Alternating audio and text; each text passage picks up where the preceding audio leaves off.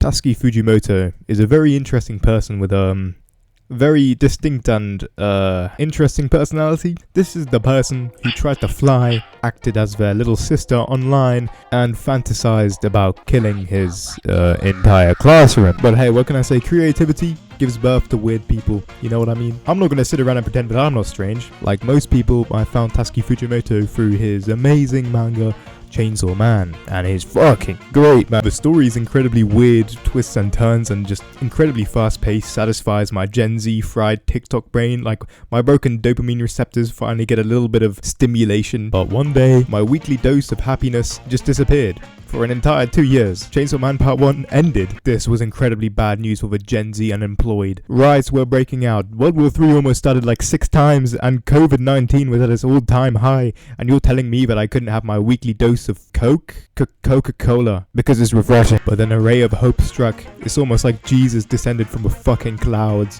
One morning I opened my phone, and a ray of golden sunshine just blinded me. Tatsuki Fujimoto dropped another fucking manga, baby. But this is not what I was expecting.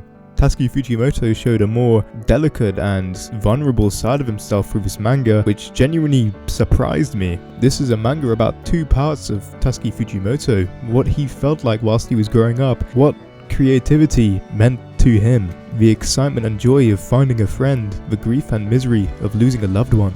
This short story has it all. A short story that tells you so many lessons that resonated with thousands, no, millions of people around the world from every single country, from every single corner of social media. And what is the name of this story, you might ask? Well, it's called... 今週の4コマもすっごく面白かったよ。将来さ、漫画家なれるじゃん。漫画家か。何してんだ私。藤野ちゃんはなんで描いてるの？ Look Back was a book that I actually originally didn't want to read because there's girls in it. It wasn't really like those other things that I used to read, but I just told myself that it was Fujimoto who wrote this, so I had to read it.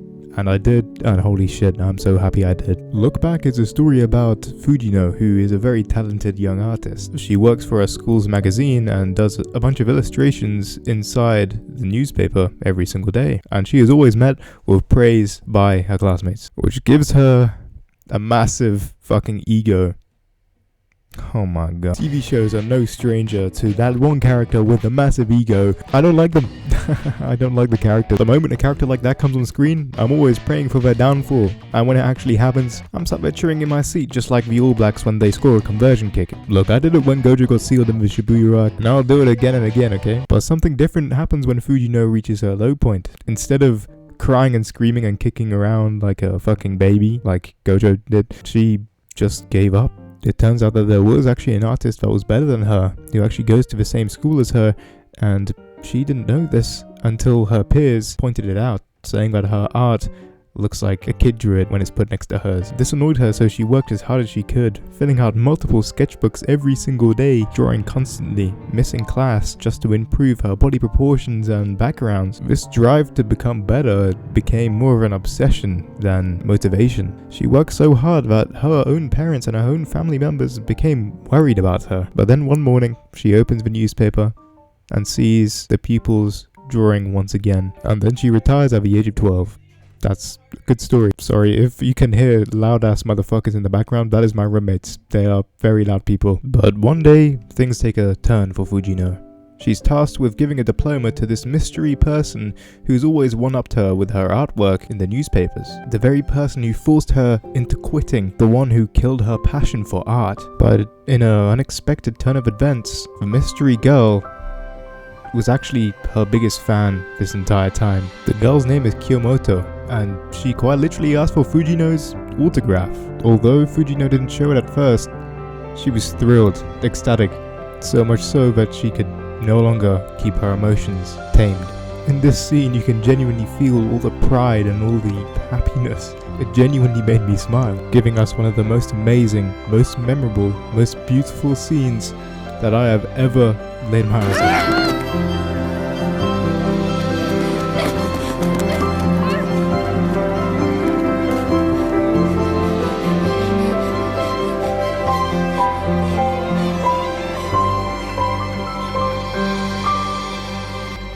for those of you who are suffering from art block or insecurity about your art preferences, I recommend that you watch this movie because it won't cure it, but it will help you better understand yourself just that little extra more.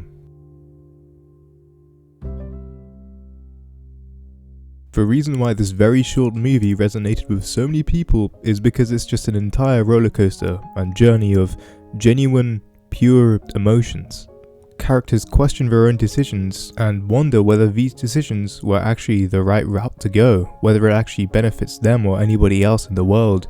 Why should I draw if I could become a doctor and save lives? Is there a point to existence if all I do is draw? Why should I draw in the first place if somebody's always going to be better than me? These are all questions asked by the movie, and none of them were answered. For a while I was watching the movie upside down trying to see some secret narrative, but then I realized that was never the author's intention. They never wanted to answer these questions, they want you to come to your own solitary conclusion, just like Fujino and Kiyomoto did. Both of these characters dealt with this idea of purpose very differently. Fujino learns to accept that people are always going to be better at her at everything she does. Kiyomoto learns to accept her anxiety and comes out of a shell slowly but surely throughout the movie. This movie is more than two creative minds growing up. It's an homage to the creative process, an ode to not only artists but every single other profession. This movie is a call out to all people saying that your enjoyment doesn't have to come at the cost of finding a purpose.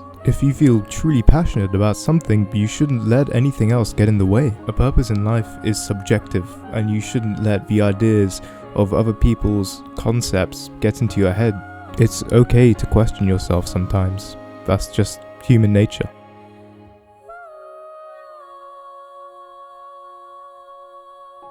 If you haven't watched this movie, you definitely should, because I've barely just scratched the surface. I've explained the first 10 minutes.